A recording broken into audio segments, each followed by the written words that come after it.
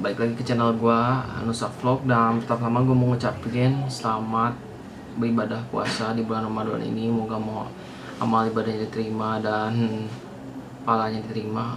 Kok kayak gue mau meninggal ya gue. Dan gue mau minta maaf buat siapapun orang yang terlibat dalam video gue, karena pasti agak terlihat konyol, jadi gue mohon maaf. Oke, kembali ke topik. Seperti judul video gue bakal bahas juga sih, memberi opini mengenai Moge No Paper dan Full Paper, alias bodong atau nggak bodong. Buat kalian yang emang belum mengenal ini istilah istilah No Paper dan Full Paper, dan kebetulan pengen beli Moge yang No Paper dan Full Paper, kalian tuh harus tahu kayak semacam resiko dan positif negatifnya dari Moge ini. Nah, kita bahas di video ini. Kalau buat Moge yang Full Paper gak usah dibahas panjang banget ya, karena emang Moge ini tuh jelas lah kayak motor-motor biasa, seperti ya punya BPKB, STNK dan lain-lain gitu kan. Nah, buat Moge No Paper, dari istilahnya aja udah kalimat no paper, jadi gak ada kertas-kertas. Maksudnya gak ada kertas-kertas di sini tuh. Moge ini tuh nggak punya STNK, nggak punya BPKB, dan benar-benar kosong aja, sekedar motor gitu. Nah, kok bisa gitu ya Moge kayak gitu? Nah, ini bukan berarti Moge ini curian, tapi ada juga sih yang curian. Nah, Moge ini tuh biasanya dia nggak lewat bea cukai, jadi emang melewati pajak lah intinya lah. Nggak tahu pasti, cuma ada yang bilang katanya dibuat bentuknya ada part, jadi dia bentuknya part-part dulu, baru di assembling di negara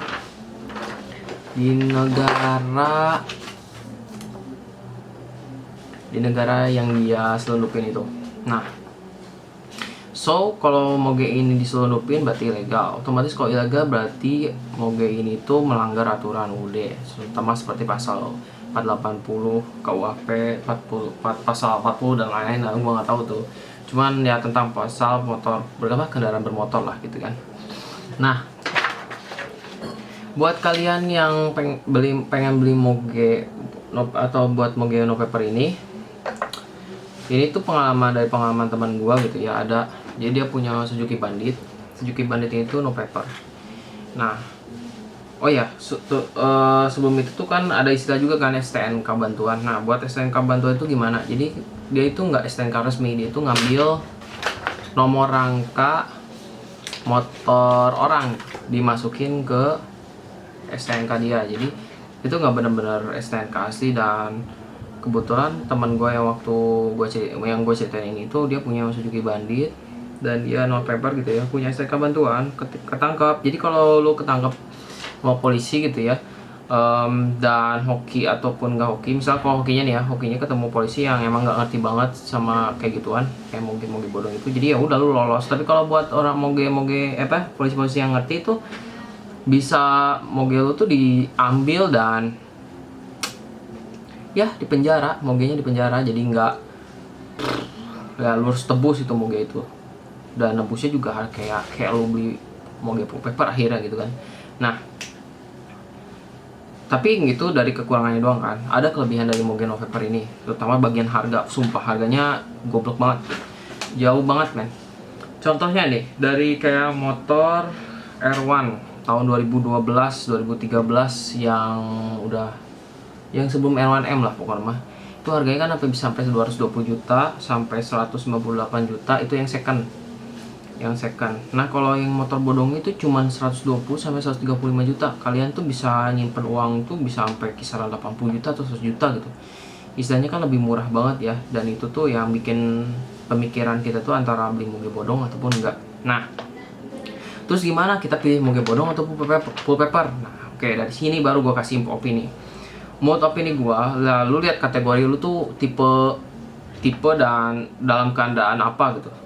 Kalau misal nih, satu daerah yang tinggalin lu tuh nggak rawan polisi, misalnya ya nggak kayak gimana, nggak rawan polisi tuh ya jarang-jarang ada inilah, dan lu jangan ada razia. Terus tuh kalaupun lu tahu banyak jalan tikus lah, itu kayak gitu ya. Ada kok daerah-daerah yang kayak gitu. Nah, terus yang kedua, kalau pakai ini motor sekali-kali, misalnya kayak sekali-kali aja bareng komunitas, kayaknya pakai motor ini tuh bareng komunitas gitu, itu ya itu bisa jadi. Terus 3 punya dekeng polisi, terus 4 punya duit karena duit lu pas-pasan gitu, dan 5 emang nggak akan dijual itu motor, jadi lu bakal beli terus motor. Ya gua bakal dari 5 alasan itu gua bakal pilih moge no paper, karena rugi juga kalau dari 5 alasan kayak daerah yang lu tinggal nggak rawan polisi, kalau lu cuma pakai sekali-sekali, kalau punya dekeng polisi dan duit pas-pasan dan emang nggak bakal jual motor, dan lu beli moge full paper yang harganya bisa sampai 2 kali lipat moge no paper gitu ya, moge no paper atau moge bodong gitu. Jadi ya gue lebih pilih moge no bodong. Tapi kalau keadaan dan kategori lu, misalnya daerah lu rawan, 1, 2 sering pakai motor itu, 3 nggak punya dekeng polisi, dan 4 punya duit lu lebih gitu kan, dan lu bakal yang 5 dan lu bakal jual, gue saranin lu bakal pilih moge full paper, karena dari harga jual pun kalau moge full paper itu nggak bakal jauh banget, nggak bakal jatuh. Kalau no paper juga sih kalau gue lihat gak jatuh banget sih, cuman kayaknya istilahnya lebih mikir lah. Nggak juga sih lah, sama aja sih ya, cuman lah gitulah ya. Intinya kalau buat full paper tuh lebih istilahnya lebih keaman gitu, lebih nyantai gitu. Kalau misal lu beli no paper ya lebih khawatir aja gitu, tapi ya jago-jagonya lumayan aja. Nah itu jadi itu opini gua gitu. Jadi lu kalau pengen pilih no paper dan full paper, dilihat dari kondisinya, dari tempat lu tinggal. Tadi gua bilang tempat lu tinggal dan emang duit lu pas-pasan, ataupun ini motor lu bakal jual lagi atau enggak gitu. Kalau enggak mah ya udah mending no paper aja. Dan toh gue mikir juga kalau no paper naik jalan bareng juga sama komunitas, gak bakal di ini banget gitu kan ya, gak bakal ditilang banget gitu, asal lu tahu jadwal polisinya gitu. Yap, jadi itu dia buat kalian yang bingung mau beli no paper atau full paper. Jadi gue kasih sebagian informasi dikit lah mengenai ini motor gitu, keadaannya gimana. Kalau gue sih bakal gue pilih kalau gue sendiri daerah sini nih ya, daerah gue tinggal, pasti gue pilih no paper. Karena pertama emang tadi daerah gue tuh nggak rawan polisi, yang kedua kalinya gue pakai motor ini kan sekali-kali, gue paling bisanya pakai, kalaupun pengen jalan-jalan paling pakai motor, pengen motor sport ya pakai yang di bawah moge-moge gitu. Dan motor, kalau gue beli motor tuh nggak pernah gue jual gitu. Keluarga gue kalau beli motor nggak bakal dijual lagi, jadi sayang gitu kalau beli full paper yang harganya selangit cuman gara-gara kertas doang. Ya itu opini gue. Jadi buat kalian yang pengen beli moge no paper atau paper, silakan. Gue udah kasih informasi sedikit, mudah-mudahan bisa ngebantu. Dan buat kalian mau pengen beli atau beli no paper atau paper sekarang, mudah-mudahan bisa ngebantu kalian. Okay, thank you for watching, and I hope this video can give you something information for